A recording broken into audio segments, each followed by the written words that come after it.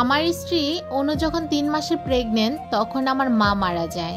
মা মারা যাওয়ার 2 দিন আগে আমাকে রুমে ডেকে নিয়ে একটা কথা বলেছিল যে ত্রিশান বোমার খেয়াল রাখবি, সব সময় ওর পাশে থাকবি, আর মানুষের ভালো সময়ের পাশে না থাকলেও খারাপ সময় সবার আগে এগিয়ে যাবি। কে জানতো তার 2 দিন পরেই মা মারা যাবে। আগে বাড়িটা কত জমজমাট থাকতো। অনু ও মায়ের সাথে সারাক্ষণ আড্ডা দিত। মা মারা যাওয়ার পরে অনু সারাক্ষণ মনমরা হয়ে থাকে। কাজের মেয়েটাও এসে কাজ করে চলে যায়। বাড়িটা একদমই নিস্তব্ধ হয়ে গেল। গতকাল অফিস থেকে ফেরার পথে রাস্তায় দেখি আমাদের পাশের বাসার রনি ভাইয়া দাঁড়িয়ে আছে। আমি বললাম, দাঁড়িয়ে আছেন কেন ভাইয়া? উনি বলল, অফিসের বাস চলে গেছে তাই সিএনজির জন্য দাঁড়িয়ে রয়েছি। আমি বললাম, আমার বাইকে উঠুন, আমি নামিয়ে দিচ্ছি। আমি ওনাকে নামিয়ে দিয়ে বাসায় চলে আসলাম। এসে দেখি অনু রাগ করে আছে। ম্যাডামের জন্য রাস্তা থেকে একগুচ্ছ বেলি ফুল আর চকলেট কিনে নিয়েছিলাম। সেটা দেওয়ার পর মুহূর্তেই তার রাগ ভেঙে গেল।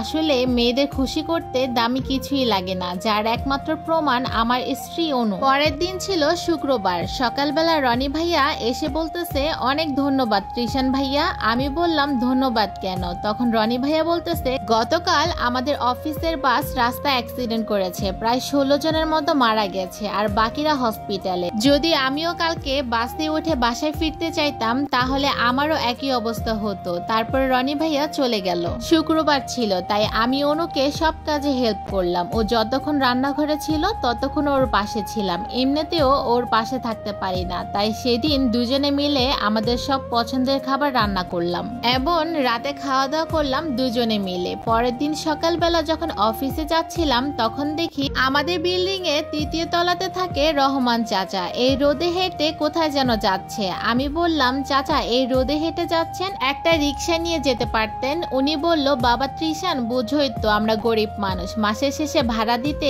বেতনের অনেক টাকাই চলে যায়। তারপর তোমার চাচি অসুস্থ, ওর জন্য ওষুধ আনতে হসপিটালে যাচ্ছি। হেঁটে গেলে যে কয় টাকা বাঁচবে তা দিয়ে ওষুধ কিনে নিব।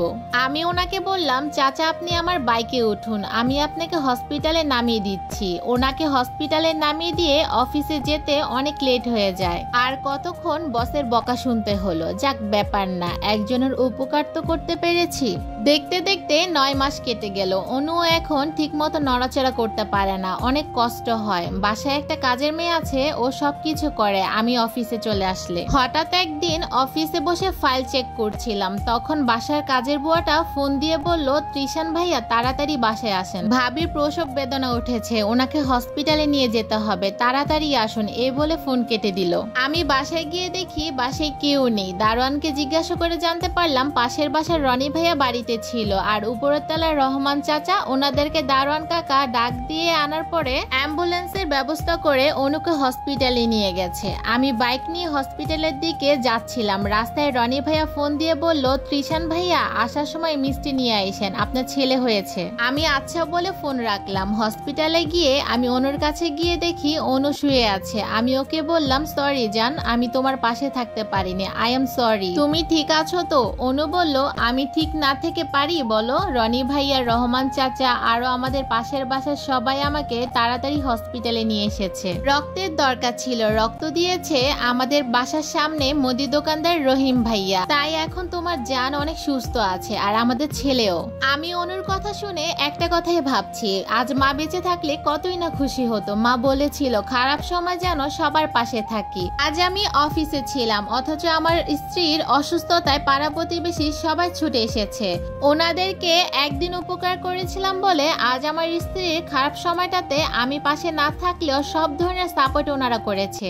এই জন্যই হয়তো বা গুরুজনরা বলে গিয়েছেন, কারো ভালো সময় পাশে না থাকলেও খারাপ সময় যেন পাশে থাকি। উপকারের প্রতিদান সবাই ভুলে না। তুমি মানুষের জন্য যা ভালো করবে তুমি তা অবশ্যই ফিরে পাবে।